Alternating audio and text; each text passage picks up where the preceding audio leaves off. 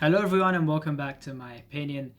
And after securing the series win in the second ODI, India have turned up here and completed a series whitewash, winning all three games and regaining their number 1 rank in ODIs.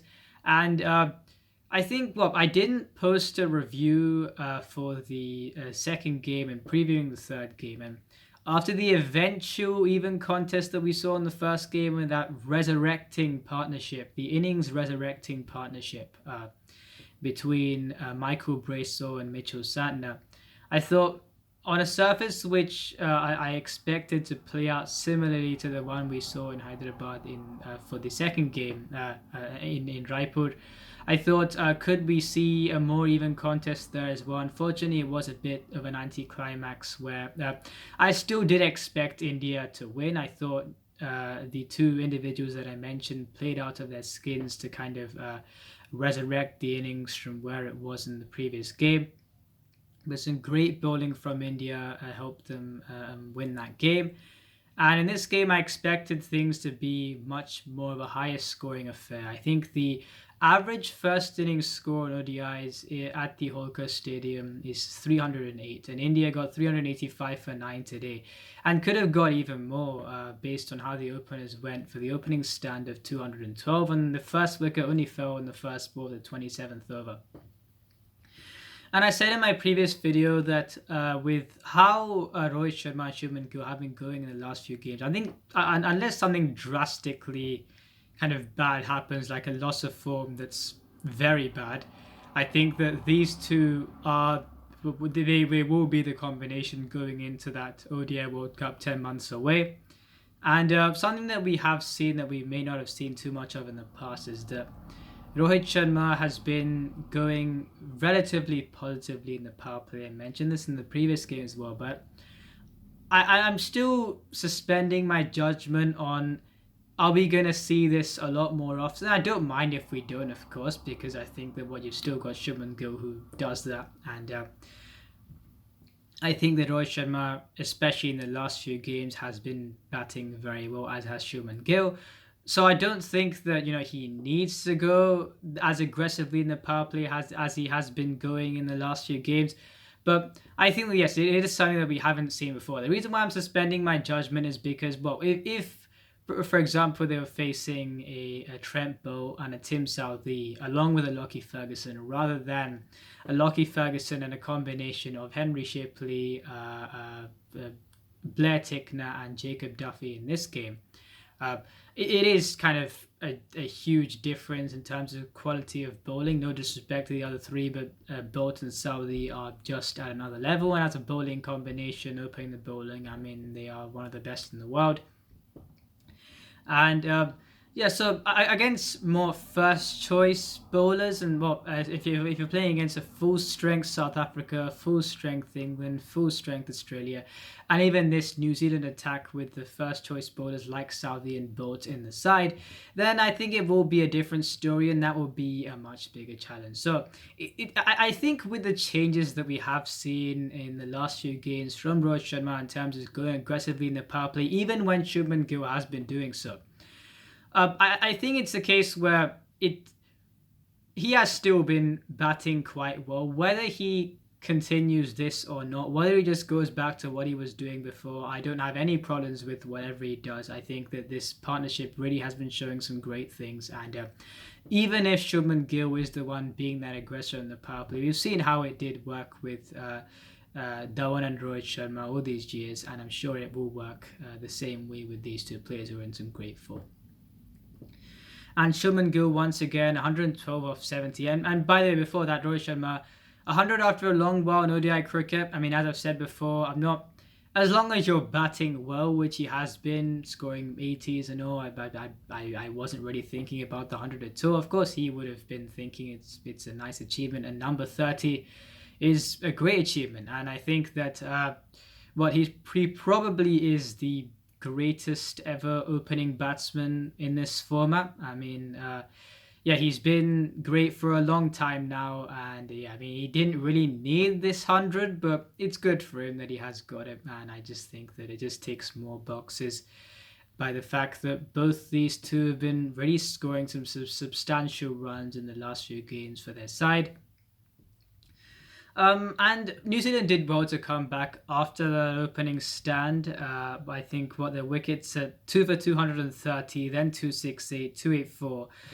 By the time it was kind of 293 for 5, you kind of thought, right, there are a few overs left, more than 10 or 11 overs left.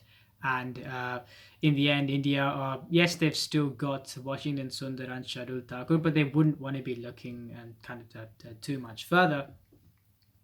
And they needed a partnership. And after Washington Sundar was dismissed, there was a vital partnership between Hardik Pandya and Shardul Thakur that kind of put India back into the ascendancy again.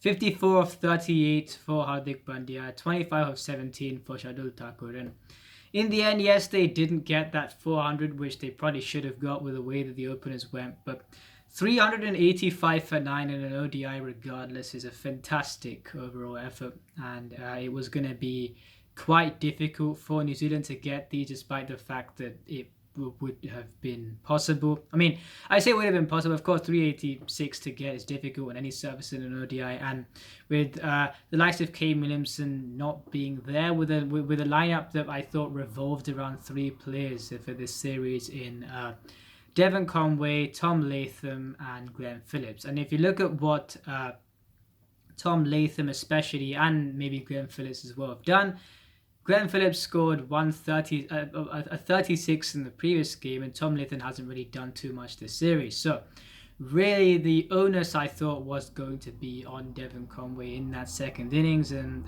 he did expectedly well.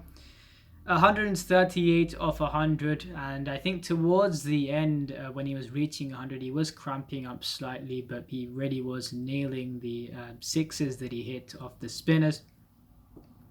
And for a while there, when New Zealand were 2 wickets down, I really thought that if they continued this on, if they were 200 for 3, then I thought New Zealand was certainly in the game. And a vital over from Shardul Thakur had got a bit of tap previously. He, I think, got 2 wickets in consecutive deliveries at I think it was Daryl Mitchell and Tom Latham, and that from that point onwards it put India in the ascendancy, and for that reason I think he got the man of the match as well.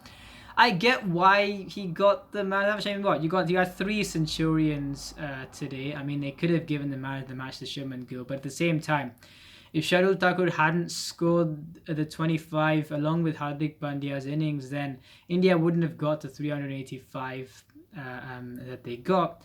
And without his 3 for 45, then maybe if he hadn't bowled that over with two wickets in consecutive deliveries, then New Zealand would have got a lot more closer than they did.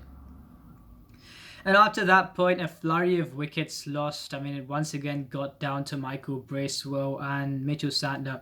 And the moment Michael Bracewell was dismissed off a wide, brilliantly bowled by Kuldeep Yadav, we saw him trying to go down the track and he bowled it leg side. And after that point in time, you thought it was going to be too much for one player in Mitchell Santner to do. In fact, really, both Bracewell and Mitchell Santner have got scores in all 3 games, whether it be 20s, 30s, or the 50s and centuries that they got respectively in that first game. And yeah, I mean, 295 in the end. New Zealand would have been disappointed, but at the same time, you kind of thought the innings was Devon Conway. Yes, you thought with what Michael Bracewell and Mitchell Santner did in the first game, things were possible. But the innings was Devon Conway, and the moment he was dismissed, you kind of thought, right, is that the game done? And especially after Michael Bracewell was dismissed, the game did seem done. Shardul Thakur 3 for 45 and 6, and I think I'm happy that India got a challenge once again in terms of there was a phase where the batsman Devon Conway especially was looking to put pressure on the Indian bowlers and succeeding. And no Mohammad Shami, no Mohammad Siraj. I mean, the Kuldeep Yadav, Yuzvendra Chahal were playing this game, which of course is a great combination. And you've got Hardik Pandya, Shardul Thakur, and Imran Malik. Now, in terms of the 3 seamers in an ODI, and if you are being put under pressure, you thought, how would those 3 go if, if more batsmen apart from Devon Conway did fire on the day. But I think with these kind of wins, not playing certain first team players like Mohammad Shami and still winning the games by such a margin while being relatively challenged in the bowling effort, I think it does do well for the side and have reclaimed their ODI ranking. I think that there certainly are positives on the road to the World Cup. I don't think it is perfect, of course. I think the middle order does need a bit of work. Shreyas Iyer and KL Rahul will be back, I'm sure, whenever the next ODI series is. I'm still not too sure on number 3. I mean, I know you may think I am being harsh, but I'm still not too sure on number 3. Virat Kohli scored 36 off 27 today, but no matter what he does, I mean, look, I don't enjoy criticizing him. I mean, I think I should once again reiterate, I don't enjoy criticizing him. I mean, no matter what he does, he will still be my favorite player.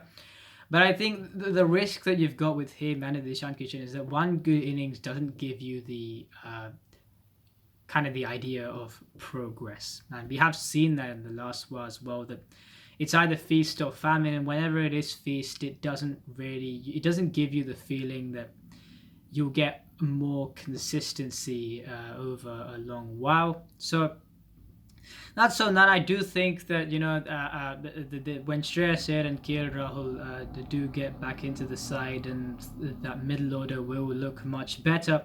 And on Shardul Thakur, I think, look, of course, I think the key interjections from him in this game were, you could say that they were crucial. The partnership with Hardik Pandya, the wickets that he got to kind of swing the game back in India's favour.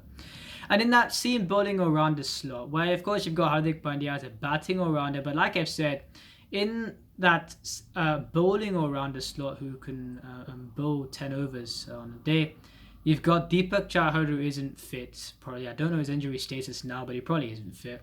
And you've got Shardul Thakur. Now, the one thing you've got with Shardul Thakur, if you're comparing him to the way that how he goes in tests and even potentially in T20s, for example, is that I think, especially in tests, yes, he's still got that Lord Shardul tag, deservedly so, and he's done so much already in his relatively short kind of international career in the limelight, you could say. But I think when he plays in tests, especially, you don't kind of think, right, you don't solely play him for kind of that good luck chance. I'm not saying they're solely playing him for that reason as well. He's a very good commodity, but I'm saying that the pedigree that he's got in terms of being a proper all-rounder who is a very good test bowler, and with a bat, you've seen what he did in Australia and in England, and I think you have no kind of second doubts in playing him whatsoever in that role.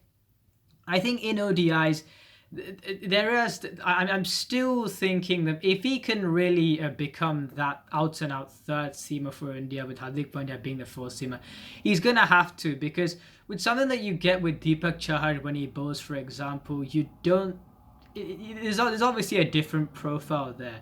With Deepak Chahar, you've kind of got that when he opens the ball, you've kind of got that wow factor where he swings the bowler out.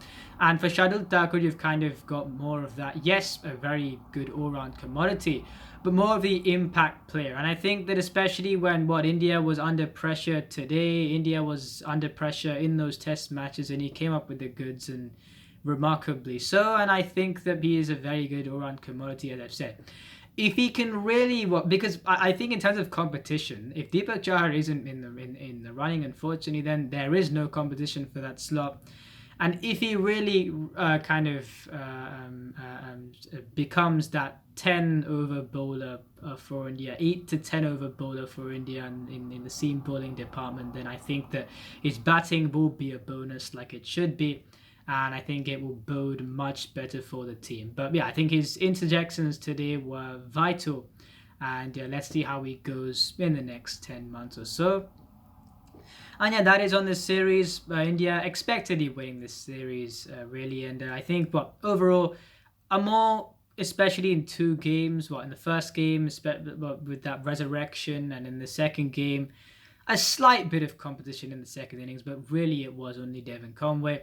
But a more competitive series, even though it is 3-0. I think there were times when India did have to kind of bide their time and really kind of get through some moments where they were under pressure, and that is good for the team, of course.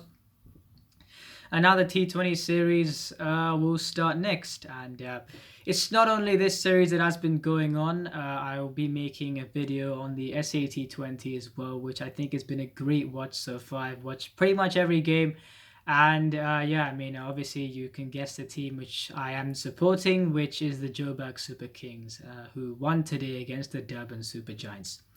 And yeah, so I'll be making a video soon on that tournament as well. If you enjoy this video, please like and subscribe. Be share if you're a defender. Remember, this is my opinion. What's yours?